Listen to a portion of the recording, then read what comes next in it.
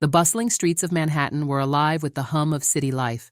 Cars honking, people rushing to work, and street vendors shouting out their offerings. Amid this chaos, an unassuming delivery man navigated his way through the crowded sidewalk, balancing a stack of packages in his arms. His uniform was clean but wrinkled, and the logo of the delivery company was barely visible under the wear and tear. He wore a humble smile, the kind that hid more than it revealed. His name was Marcus, and today was just another day of thankless work. At least, that's what he thought. As Marcus pushed open the heavy glass door of a high-end fashion boutique, he was met with a wave of icy glares from the staff. The store reeked of luxury, with polished marble floors, towering displays of designer clothing, and an air of exclusivity that seemed almost suffocating. The employees, clad in tailored suits and designer dresses, paused their conversations and turned their attention to the delivery man who had just stepped into their pristine space. "Excuse me," Marcus said politely, his deep voice resonating across the quiet showroom. "I have a delivery here for the manager." A young, sharply dressed salesman snickered, nudging his colleague. "Delivery for the manager? Must be another one of those cheap knockoffs," he muttered, loud enough for Marcus to hear. The comment stung, but Marcus remained composed. He was no stranger to judgment or ridicule. His entire life had been a testament to overcoming the biases of others, and today was no different. As he approached the counter, the laughter grew louder. "Didn't know delivery drivers were branching out into modeling now," another employee joked, eyeing Marcus's tall, athletic build. Marcus set the packages on the counter without a word. He didn't respond to the snide remarks, choosing instead to maintain his professionalism. Inside, however, he felt a familiar pang of frustration. It wasn't the first time he'd been underestimated or treated like he didn't belong. "Let's see what's in here." The manager, an older woman with a sharp tongue and an even sharper attitude, said as she tore into the first package. She barely glanced at Marcus, her dismissive demeanor adding to the sting of the moment.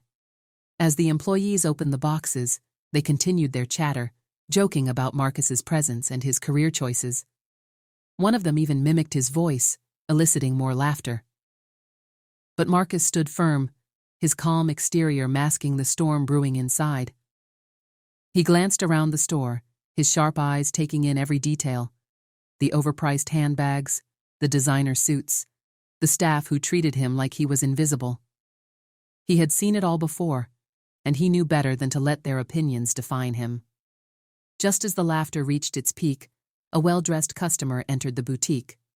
Her presence commanded attention, and the staff immediately shifted their focus, their smiles growing wide and fake. They scurried to greet her, leaving Marcus standing at the counter, momentarily forgotten. But Marcus wasn't in a rush. He knew something they didn't, something that would soon change the dynamic of the room entirely. As he adjusted the collar of his uniform and took a deep breath, he prepared himself for what was to come. The ridicule and judgment didn't bother him as much as they used to, but today, Marcus had a point to prove. And he would do it not with words, but with actions. As the staff continued to shower the new customer with attention, Marcus silently observed the unfolding scene. The woman, elegantly dressed in a designer outfit and carrying a handbag worth more than Marcus's annual salary, seemed unfazed by the fawning employees. She examined the racks of clothing with a discerning eye while they hovered around her, eager to please. One of the sales associates, the same one who had mocked Marcus earlier, whispered to a colleague, "Forget the delivery guy. This is where the real money is. She could probably buy out the entire store if she wanted to." Marcus smirked slightly, overhearing the comment. He didn't say a word.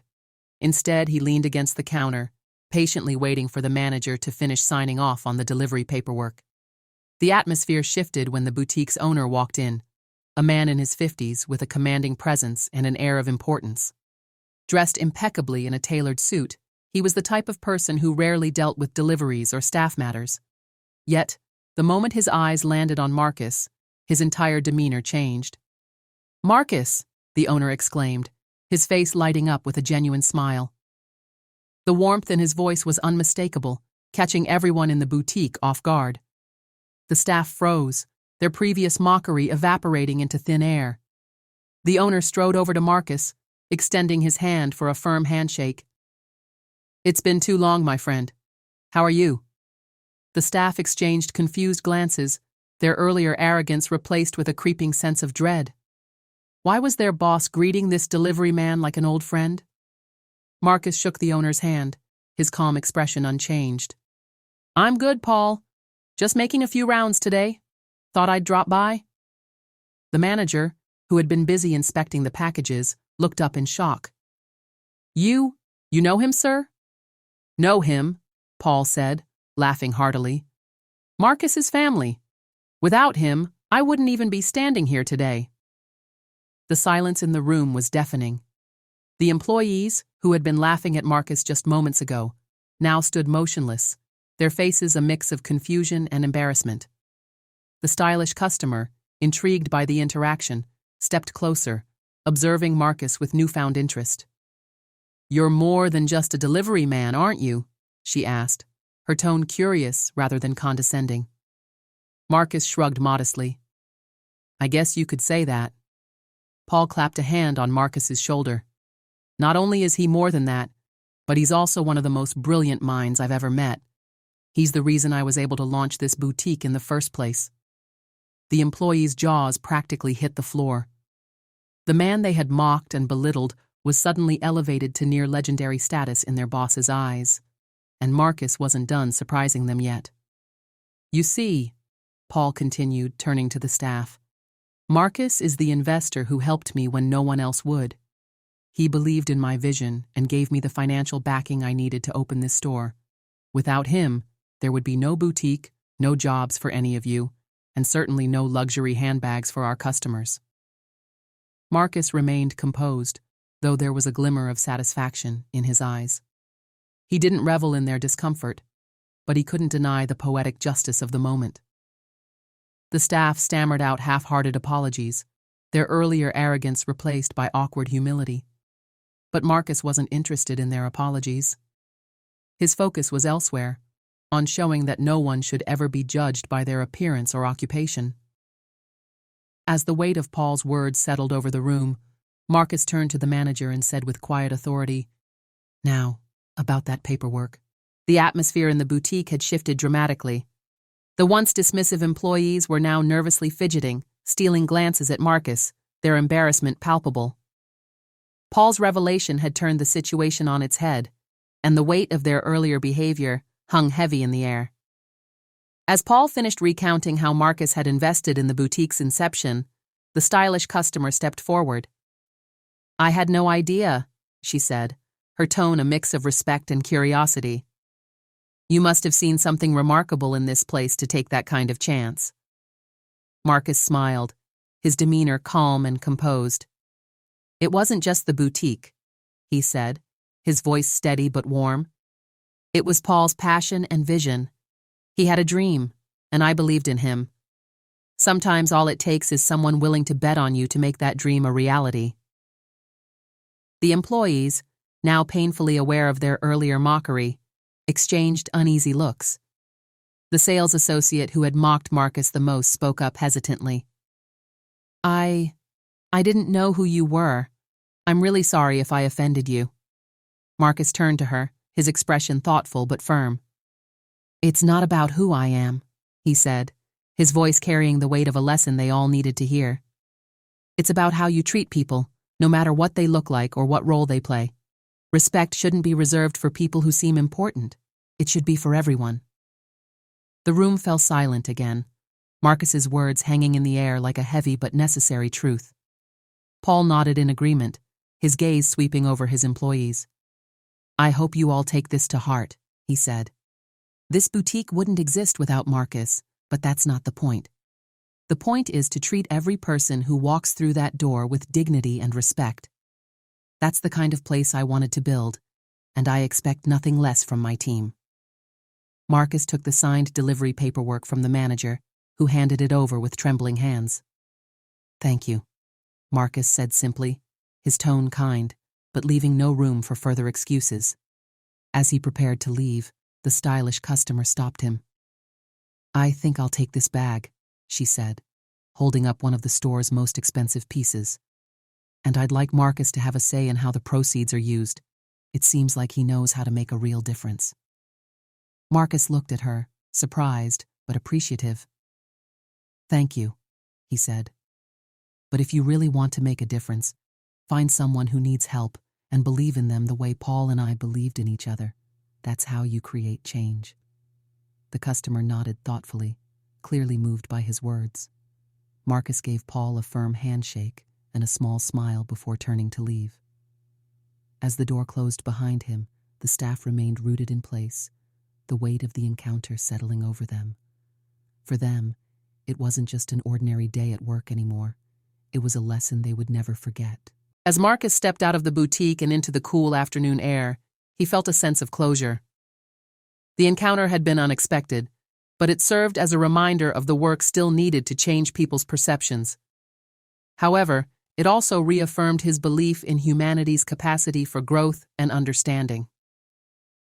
Inside the boutique, the staff gathered in the back room, their usual banter replaced with a heavy silence. Paul, the boutique owner, stood at the center, his arms crossed. "Let's be clear about what just happened," he began, his voice calm but firm. "You all judged Marcus because of his uniform and his job title. And in doing so, you disrespected not only him, but the values this boutique was built on.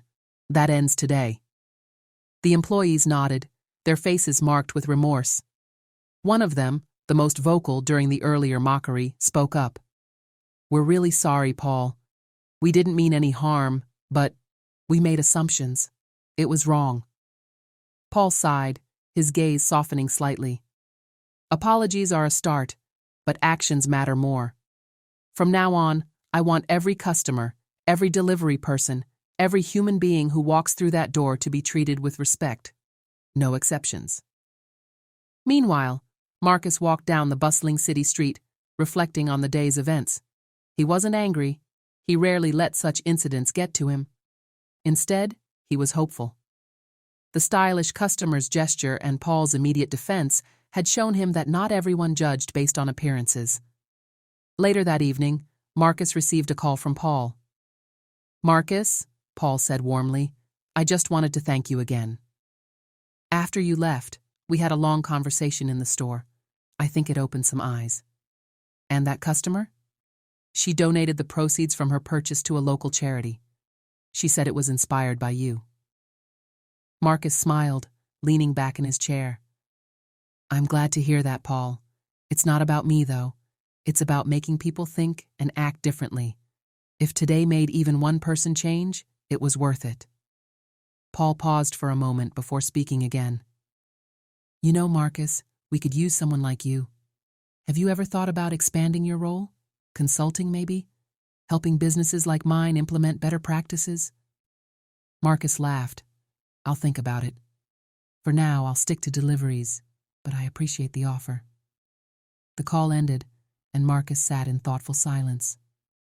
He had always believed that every interaction, no matter how small, had the potential to create ripples. Today had been proof of that. At the boutique, the staff began making small but meaningful changes. A new policy was introduced to ensure everyone felt welcome and valued, regardless of their appearance or background. Marcus's words had sparked a shift, one that would linger long after the day's events. And as for Marcus, he continued his work with renewed purpose, knowing that sometimes all it took was one moment to change perspectives and lives.